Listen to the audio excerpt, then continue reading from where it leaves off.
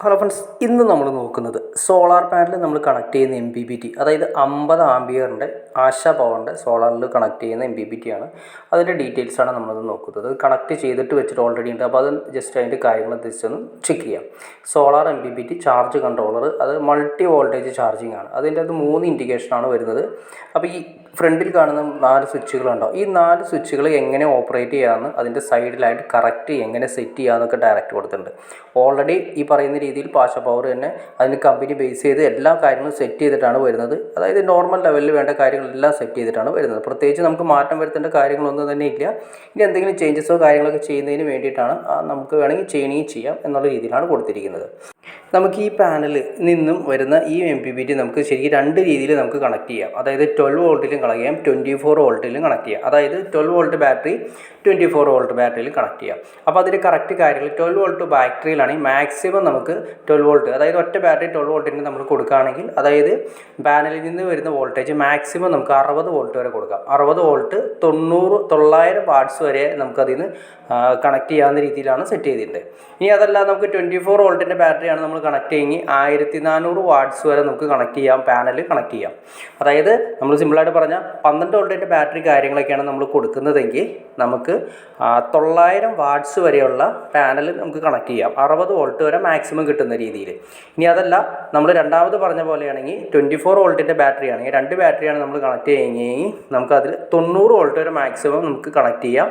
അത് നമുക്ക് 1400 വാട്ട്സ് വരെയുള്ള പാനലും കണക്ട് ചെയ്യാം. അത് എന്തുകൊണ്ടാണെന്ന് വെച്ചിട്ടുണ്ടെങ്കിൽ വേറെ ഒന്നുമില്ല, നമുക്ക് ഈ പറയുന്ന പാനലിൽ നിന്ന് വരുന്ന ഔട്ട് ഹൈ ആംപിയർ ആയി കഴിഞ്ഞാൽ ബാറ്ററികൾ ഓവറായിട്ട് ഹീറ്റായിട്ട് ബാറ്ററി ടെർമിനലിലൊക്കെ ലിങ്ക് അങ്ങോട്ട് ഉരുക്കി പോകാനുള്ള ചാൻസ് കാര്യങ്ങൾ കൂടുതലാണ്. അങ്ങനെ വരുന്ന സമയത്ത് ബാറ്ററി വാറണ്ടി ഉണ്ടെങ്കിൽ പോലും നമുക്ക് വാറണ്ടി കിട്ടാത്തൊരവസ്ഥ വരും. അപ്പോൾ ശ്രദ്ധിക്കേണ്ട കാര്യങ്ങൾ ഇത്രയേ ഉള്ളൂ. അപ്പോൾ നമ്മൾ ഓവറായിട്ട് നമ്മൾ ബാറ്ററിക്ക് ആംപിയർ വരാത്ത രീതിയിലാണ് സെറ്റ് ചെയ്തിരിക്കുന്നത്. അപ്പോൾ 2 രീതിയിലുള്ള യൂണിറ്റ്സ് കാര്യങ്ങൾ നമുക്ക് ജസ്റ്റ് ഒന്ന് ചെക്ക് ചെയ്ത് നോക്കാം. ഒന്നാമത് കണ്ട, ഇപ്പോൾ ഓൾറെഡി ബൾക്ക് ചാർജിങ്ങിലാണ്, ഇൻവെർട്ടർ മോഡ് ഓഫാണ് കൊടുത്തിരിക്കുന്നത്. അതെന്തുകൊണ്ടെന്ന് വെച്ചാൽ കണ്ട, ഒരു LED ഓഫാണ്. അതായത് ബാറ്ററി ഫുൾ ചാർജായി ഏകദേശം ഒരു 13.5 വോൾട്ടിൽ ചാർജായി നിന്നതിന് ശേഷമാണ് സോളാറിലേക്ക് ഓട്ടോമാറ്റിക്കായിട്ട് കൺവേർട്ട്. ഇതിപ്പോൾ ഓൾറെഡി 13.4 വോൾട്ടാണ് ഇപ്പോൾ ബാറ്ററിയിൽ കാണിക്കുന്നത്. അപ്പോൾ സെറ്റ് ചെയ്തിരിക്കുന്നത് 13.5-ൽ ബാറ്ററി വോൾട്ടേജ് എത്തുമ്പോൾ നമ്മുടെ KCB കട്ടാവും. അത് ഇൻവെർട്ടർ സെക്ഷൻ കട്ടായിട്ട് നമുക്ക് സോളാറിൽ നിന്ന് ഫുൾ ലോഡ് ചെയ്യുന്ന സിസ്റ്റമാണ് ഇപ്പോൾ ഇതിലത്ത് സെറ്റ് ചെയ്തിരിക്കുന്നത്. അത് നമുക്ക് കുറച്ചോ കൂട്ടി എങ്ങനെയാണെങ്കിലും സെറ്റ് ചെയ്യാം.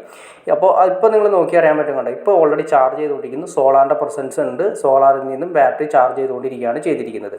ഇപ്പോൾ ചാർജിങ് ആംപിയർ കാണിക്കുന്നുണ്ട് 15 ആംപിയർ 16 ആംപിയർ കാണിക്കുന്നുണ്ട്. Battery voltage 13.5.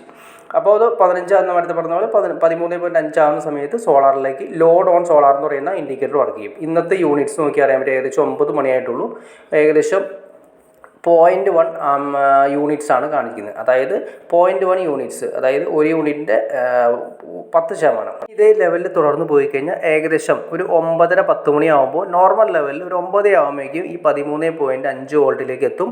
ഓട്ടോമാറ്റിക്കായിട്ട് KCB കട്ടാവും. അതായത് KCB കട്ടായതിന് ശേഷം നേരെ സോളാറിലേക്ക് ലോഡ് ഓൺ സോളാറിലേക്ക് കാണിക്കും. അപ്പോൾ ഇൻവെർട്ടറിലേക്ക് പോകുന്നത് ബാറ്ററിയിൽ നിന്നും ബാറ്ററി സപ്പോർട്ടഡ് ആയിട്ടുള്ള സോളാർ പാനലിൽ നിന്നുള്ള വോൾട്ടേജ് ആയിരിക്കും ഇൻവെർട്ടറിലേക്ക് പോകുന്നത്. ഇൻവെർട്ടറിൻ്റെ KCB കട്ടാവും. അതായത് ഇതിൽ നിന്നൊരു ഗ്രിഡ് സിസ്റ്റം ഇതിന് ബാക്കിൽ അതിൻ്റെ ഈ പറയുന്ന MPPTയിൽ കൊടുത്തിട്ടുണ്ട്. അപ്പോൾ ഈ ഗ്രിഡ് വഴിയാണ് ഇൻവെർട്ടറിലേക്ക് സപ്ലൈ പോകുന്നത്. അപ്പോൾ ഇൻവെർട്ടറിലേക്ക് സപ്ലൈ പോകുന്നത് ഈ ഗ്രിഡ് ക്ലോസ് ചെയ്യുന്ന സമയത്ത് ലോഡ് ഓൺ സോളാർ കാണിക്കും. അപ്പോൾ ആ സമയത്ത് നമ്മുടെ ഇൻവെർട്ടർ കംപ്ലീറ്റ് വർക്ക് ചെയ്യുന്നത് സോളാറിലായിരിക്കും വർക്ക് ചെയ്യുന്നത്. അങ്ങനെ പോയി കഴിഞ്ഞാൽ ഏകദേശം ഒരു 6 മണി 5 മണിയാകുമ്പോഴേക്കും ഏകദേശം അത്യാവശ്യം വെയിൽ കാര്യങ്ങൾ നിൽക്കും. എന്ന് ചാർജ് ചെയ്ത് തീരുന്ന സമയത്ത് ഏകദേശം ഒരു നമ്മൾ ഉപയോഗിക്കുന്ന അനുസരിച്ചിട്ട് ഏകദേശം ഒരു 8 മണി ഒരു 8:30 ആകുമ്പോഴേക്കും എങ്ങനെ വന്നാലും നമുക്കൊരു 11.5 വോൾട്ടിലേക്കാണ് പിന്നെ കട്ട് ഓഫ് സെറ്റ് ചെയ്തിരിക്കുന്നത്. അപ്പോൾ 11.5 വോൾട്ട് ആകുമ്പോൾ ബാറ്ററി വോൾട്ടേജ് ആകുമ്പോൾ തിരിച്ച് ഇതേ സ്റ്റേജിലേക്ക് വരും. അതായത് KCBയിലേക്ക് ഇൻവെർട്ടർ സെക്ഷൻ ചേഞ്ച് ആവും. ഇതാണ് നോർമൽ ലെവലിൽ ഒരു MPPTയിൽ സംഭവിക്കുന്നത്. ഇതിലെന്തെങ്കിലും വ്യത്യാസങ്ങളോ വോൾട്ടേജിൽ വേരിയേഷൻസോ കാര്യങ്ങളൊക്കെ വരുത്തണമെങ്കിൽ നമുക്ക് ചെയ്യാൻ സാധിക്കും. ഇനി കട്ട് ഓഫ് വോൾട്ടേജ് കൂട്ടി വയ്ക്കുകയോ അല്ലെങ്കിൽ കുറച്ച് വയ്ക്കുകയോ എങ്ങനെ വേണമെങ്കിൽ നമുക്ക് സെറ്റ് ചെയ്യാം. ഇതിപ്പോൾ നോർമൽ ലെവലിൽ എല്ലാം സേഫ്റ്റി ആയിട്ടാണ് സെറ്റ് ചെയ്തിരിക്കുന്നത്. അപ്പോൾ ഞങ്ങൾ ഉപയോഗിക്കുന്നത് ഇതിൽ വലിയ മാറ്റങ്ങളൊന്നും ഉപയോഗിച്ചിട്ടൊന്നുമില്ല. സെയിം നമ്മൾ കമ്പനി തന്നിരിക്കുന്ന അതേ ലെവലിൽ തന്നെ സെറ്റ് ചെയ്യേണ്ട കാര്യമേ വന്നിട്ടുള്ളൂ. കാരണം ഒരു നോർമൽ ലെവലിൽ ഇത് തന്നെയാണ് നമ്മൾ ഏറ്റവും കൂടുതൽ ഉപയോഗിക്കുന്നത്. അപ്പോൾ അതുകൊണ്ട് വലിയ മാറ്റങ്ങളൊന്നും വരുത്തേണ്ട കാര്യമില്ല. ഇനിയിപ്പോൾ നമുക്ക് എന്തെങ്കിലും മാറ്റങ്ങൾ വരുത്തണമെന്നുണ്ടെങ്കിൽ അതിൻ്റേതായ ബട്ടൺസാണ് ഏറ്റവും താഴെ കൊടുത്തിരിക്കുന്നത്. അപ്പോൾ നിങ്ങൾക്ക് MPPനെ കുറിച്ച് ഏകദേശം ഒരു ഐഡിയ കിട്ടിക്കാണെന്ന് വിചാരിക്കുന്നു.